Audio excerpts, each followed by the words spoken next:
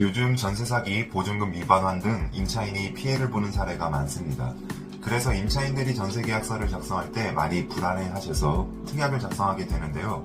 오늘 제가 가장 중요하고 반드시 들어가야 할 특약 3가지 말씀드리고 그대로 임대차 계약서에 넣으시기만 하면 되겠습니다. 첫째, 전세자금 대출입니다. 우리 전세자금 대출 많이들 하시죠? 특히 사회 초년생이나 신혼부부의 경우 전세자금 대출을 많이 알아보시는데요.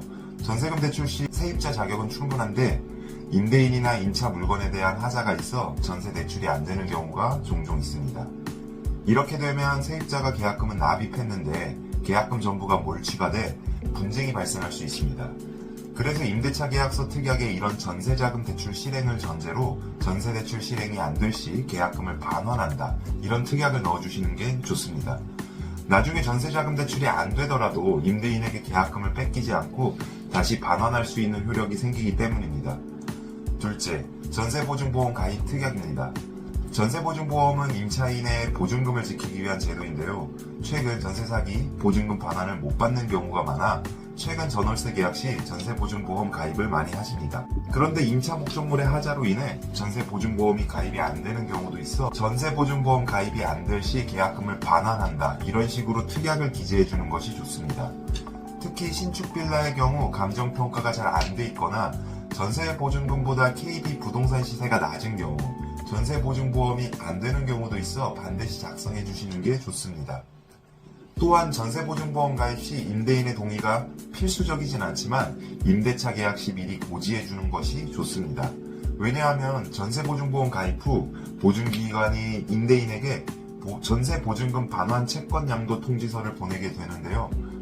임차인에게 고지를 받지 못한 임대인이 갑자기 이런 채권 양도 통지서를 받게 되면 기분이 좀 상할 수도 있겠죠.